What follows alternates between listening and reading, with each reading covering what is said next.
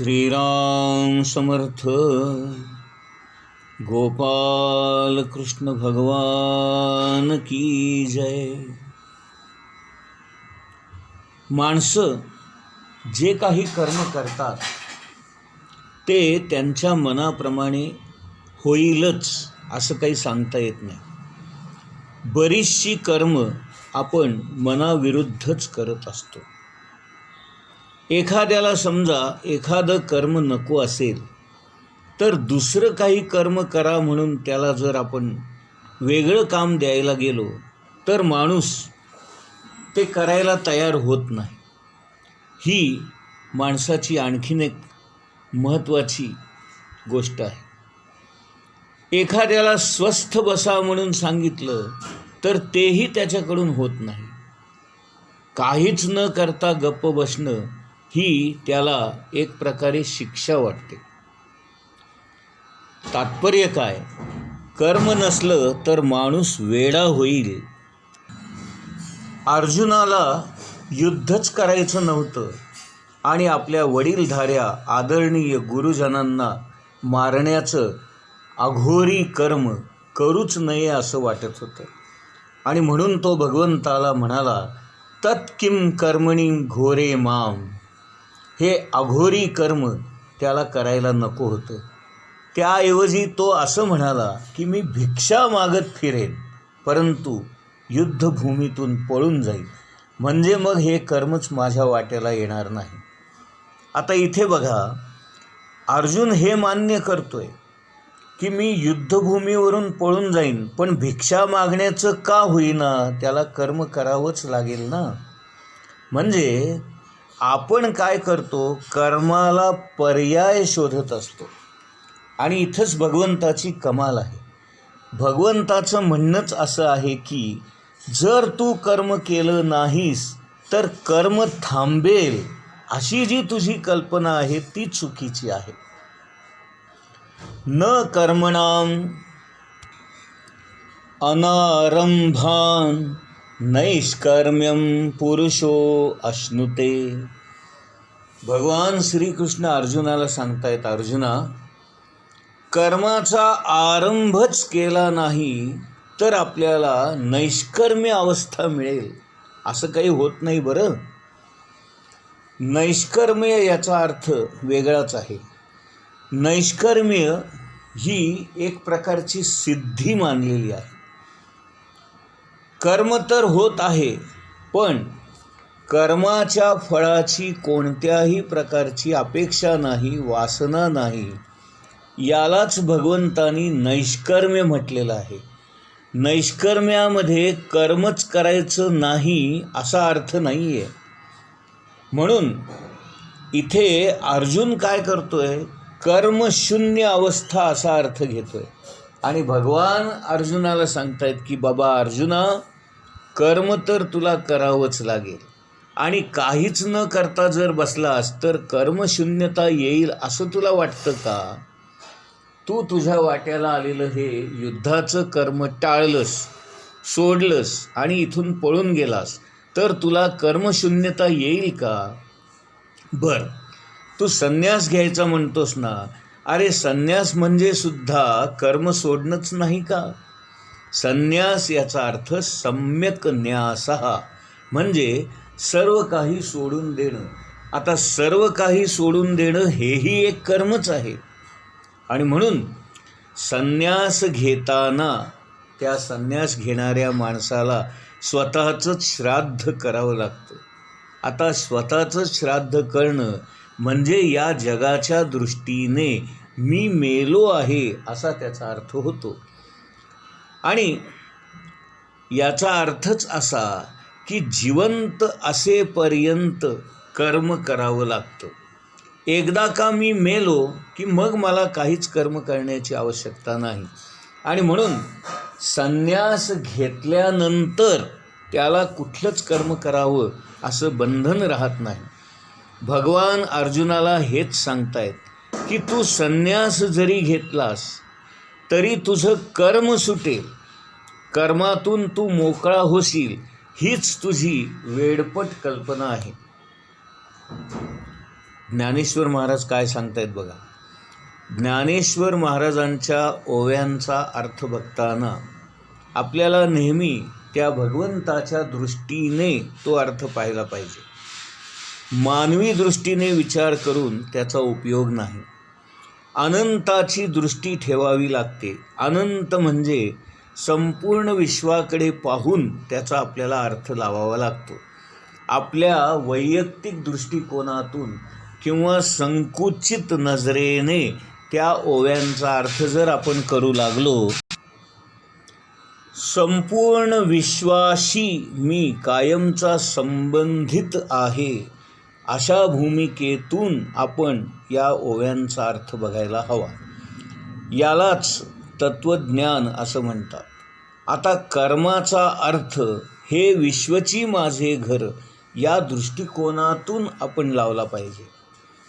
आता कर्म म्हणजे नेमकं काय, तर आपल्या शरीराची, इंद्रियांची काही ना काही होणारी हालचाल. आता ही हालचाल का होते, तर एखाद्या विशिष्ट शक्तीमुळे ही हालचाल होते. आणि ही शक्ती कुठून निर्माण होते, तर आपल्या शरीरामध्ये भगवंताचं, आत्म्याचं अधिष्ठान असतं आणि म्हणून ही शक्ती निर्माण होते. ही शक्ती कोणाची तरी आहे म्हणजेच ती भगवंताची आहे असं आपण मानतो. आणि म्हणून आपल्या हातून जे काही कर्म घडतं त्या कर्म घडण्यासाठी लागणाऱ्या शक्तीची निर्मिती भगवंताच्या अधिष्ठानामुळे होते. आणि म्हणून भगवंताचं अधिष्ठान हे संपूर्ण विश्वाच्या चालनेचं, शक्तीचं अधिष्ठान असल्यामुळे आपल्याला आपल्या वैयक्तिक कर्माचा विचार करताना संपूर्ण विश्वाच्या कर्मांचा देखील विचार करणं भाग पडतं. कारण एक शक्ती शांत असते आणि दुसरी शक्ती काम करत असते, असं कसं होईल, नाही का? समजा तुम्ही एखाद्या मोठ्या वक्त्याला भेटलात आणि तोच गप्प आहे, तर आपल्याला त्याच्या शक्तीची कल्पना येईल का? म्हणजे वक्ता मोठा आहे हे केव्हा कळतं, तो जेव्हा बोलू लागतो तेव्हा. तो बोलतो म्हणजे काय होतं, त्याच्या शरीरातून, त्याच्या मुखातून ती शक्ती बाहेर पडते आणि म्हणून आपल्याला त्या शक्तीची कल्पना येऊ शकते. म्हणून एखाद्या माणसाला बाहेरून पाहून त्याच्या आतल्या कलेची म्हणा, त्याच्या कर्माची म्हणा, त्याच्या शक्तीची म्हणा, आपल्याला कल्पना कशी येणार? आणि म्हणून शक्तीच्या ज्या दोन अवस्था असतात, एक स्वस्थ अवस्था आणि एक गतिमान अवस्था, त्याप्रमाणे भगवंताच्या अंगी जी शक्ती असते ती कधी स्वस्थ असते तर कधी गतिमान असते. भगवंताच्या अंगची ही अंगभूत शक्ती जेव्हा गतिमान होते तेव्हाच हालचाल घडून येते. आणि हालचाल घडणे म्हणजेच कर्म घडणे.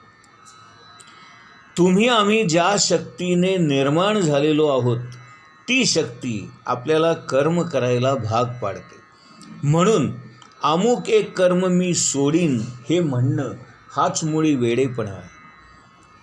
ऑफिसमध्ये जे काम आपलं नाही ते आपल्याला बऱ्याच वेळेला करावं लागतं.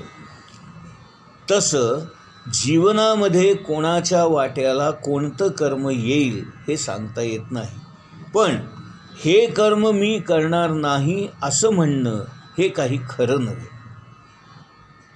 कर्माची मूळ असणारी जी शक्ती आहे ती मी जे काही कर्म करतो ते माझ्यातली जीवनशक्ती असते ती करते. एखाद्या माणसाला अर्धांगवायू झाला तर त्याला हातसुद्धा हलवता येत नाही.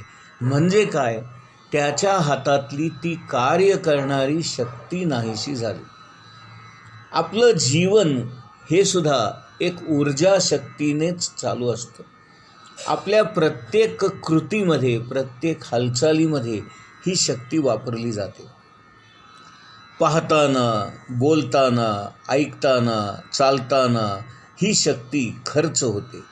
ही शक्ती जेव्हा दृश्य जगाशी संबंध येऊन काम करते त्यावेळेला त्या शक्तीला कर्म असं म्हणतात. ही शक्ती स्वस्थ न बसता व्यवहारामध्ये अनेक प्रकारच्या प्रचंड उलथापालथी घडवून आणते. आणि म्हणून कर्म घडतं म्हणजे नेमकं काय घडतं तर सारा हा या शक्तीचा खेळ असतो. ही शक्ती काही काळपर्यंतच आपल्याला साठवता येते, परंतु आज आपल्या अंगामध्ये निर्माण झालेली शक्ती उद्या मी वापरीन अशा पद्धतीने आपल्याला ती साठवून ठेवता येत नाही. आपल्या या शारीरिक शक्तीचं एक वैशिष्ट्य असं असतं, आज आपल्या शरीरामध्ये निर्माण झालेली शक्ती जर आज आपण वापरली नाही तर त्या शक्तीचा उद्या वापर करता येत नाही. आजची शक्ती आज वाया जाते. आता एक उदाहरण म्हणून बघूया आपण. एखाद्या माणसाने राग आवरावा असा निश्चय केला. मग काय होतं, तो आवरलेला राग शक्तीच्या स्वरूपामध्ये आतमध्ये साठवला जातो. परंतु संधी प्राप्त होताच तो संपूर्ण साठवलेला राग जणू काही एखादा स्फोट व्हावा, ज्वालामुखी बाहेर पडावा असा तो एखाद्या क्षुल्लक कारणामुळे व्यक्त होतो. म्हणजेच शक्ती ही काही काळ साठवून ठेवता येते, पण जर ती साठवून ठेवली तर त्याचा कधी स्फोट होईल आणि कधी ती बाहेर येईल हे सांगता येत नाही. म्हणून आपण कर्म करून आपल्या या शारीरिक शक्तीला एक प्रकारे हालचाल करण्यासाठी, कर्म होण्यासाठी योग्य ती दिशा द्यावी लागते. आणि ती दिशा देण्यासाठीच आपल्या हातून कर्म घडावं लागतं. हे अत्यंत महत्त्वाचं आहे आणि हे तुम्ही समजून घ्या. आता आणखीन एक वैशिष्ट्य आपण बघूया की आपण जेव्हा कर्म करतो तेव्हा ते कर्म एका विशिष्ट परिस्थितीमध्ये करतो आणि एका विशिष्ट अशा पोकळीमध्ये, अवकाशामध्ये, ज्याला आपण आकाश म्हणतो, अशा त्या पोकळीमध्ये होतं. या परिस्थितीलाच ह्युमन सिच्युएशन म्हणजेच परिस्थिती असं आपण म्हणतो. ही परिस्थिती माणसाने निर्माण केलेली, समाजाने निर्माण केलेली अशी काहीतरी असते की जी आपल्याला बदलता येत नाही, तोडता येत नाही. त्या परिस्थितीचं बंधन आपल्याला पाळावं लागतं. याचं उत्तम उदाहरण म्हणजे मुंबईमध्ये राहणारी माणसं लोकलने ये जा करतात. त्यावेळेला आपल्या शेजारी कोणता माणूस असावा नाही का, त्याचे श्वास आपल्या अंगावर पडावे की पडू नयेत, त्याने आपल्या किती जवळ चिकटून उभं राहावं या गोष्टी आपण ठरवू शकत नाही. त्याने आपल्या पायावर पाय द्यावा का आपण त्याच्या पायावर पाय द्यावा हेही आपल्याला सांगता येत नाही. पंख्याखाली आपल्याला उभं राहायला जागा मिळेल की न मिळेल हेही आपल्याला सांगता येत नाही. ती गाडी वेळेवर येईल की नाही, आली तर वेळेवर पोहोचेल की नाही हे काहीच आपल्या हातात नसतं. मग आपल्या हातात काय असतं तर प्राप्त असणाऱ्या परिस्थितीमध्ये जे काही आपल्या वाट्याला आलेलं आहे ते स्वीकारून, सहन करून त्यामध्येच आपल्याला आपली कर्म करावी लागतात. आपल्या हातामध्ये एकही बाह्य गोष्ट नसते. ॲक्सिडेंट या शब्दाचा अर्थ अपघात नसून अचानकपणे एकाएकी एखादी गोष्ट घडणे याला ॲक्सिडेंट असं म्हणतो. आपण आज जे कपडे घातलेत हा सुद्धा एक ॲक्सिडेंटच आहे. कारण आजचा तो योग आहे की आज आपण लाल रंगाचा शर्ट घातला आहे, पांढऱ्या रंगाची पॅन्ट घातली आहे. ॲक्सिडेंटली धिस हॅपन्स म्हणजे सहजपणे एखाद्या कृतीतून घडलेलं, अचानक घडलेलं असं हे कर्म असतं. आपण एखाद्या मर्यादेपर्यंत या कर्माला बदलू शकतो. म्हणजे लाल शर्ट घालायचा का हिरवा घालायचा एवढंच आपण करू शकतो, पण शर्ट तर घालावाच लागतो. मुंबईमध्ये राहणाऱ्या माणसाला आपलं घर बदलता येईल का? नाही का? ज्याप्रमाणे आपण कपडे बदलू शकतो त्याप्रमाणे घर बदलता येईल का? नाही. देह बदलता येईल का? नाही. आणि म्हणूनच या सगळ्या गोष्टी ॲक्सिडेंटली आपल्या आयुष्यामध्ये घडलेल्या असतात, सहज घडलेल्या असतात, अचानक घडलेल्या असतात, एकाएकी घडलेल्या असतात आणि त्या आपण ठरवून करू शकत नाही. आपल्याला घर मिळणं हाही ॲक्सिडेंटच आहे. आपल्याला देह मिळणं हाही ॲक्सिडेंटच आहे. आपल्या जीवनामध्ये माणसं येणं हाही ॲक्सिडेंटच आहे. आपल्याला या जन्मामध्ये कोणता देह प्राप्त व्हावा, पुढच्या जन्मामध्ये कोणता देह प्राप्त व्हावा आणि आपण माणूसच व्हावू का एखादं जनावर होऊ का एखादा प्राणी पक्षी होऊ, याही गोष्टी आपल्या हातात नाहीत. आणि म्हणूनच गीता म्हणते वासांसी जीर्णानी यथा विहाय, म्हणजे या सगळ्या गोष्टी इनसेपरेबल ॲक्सिडेंट्स या सदराखाली घडतात. म्हणजे त्या बदलता येत नाहीत, परंतु आहे तशा स्वीकाराव्या लागतात. आणि म्हणून कर्म करताना प्राप्त परिस्थितीमध्ये आपल्याला कर्म करावं लागतं.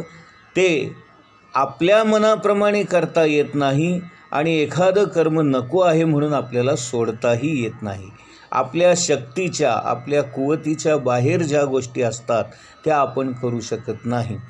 राजकीय परिस्थिती, आर्थिक परिस्थिती, सामाजिक परिस्थिती या आपल्या हातात नसतात. आणि म्हणून आपण या जीवनामध्ये या चक्रव्यूहात सापडल्यामुळे जे काही आपल्या वाट्याला येईल ते कर्म आपल्याला करावं लागतं. परिस्थिती बदलता येत नाही. गोपाल कृष्ण भगवान की जय.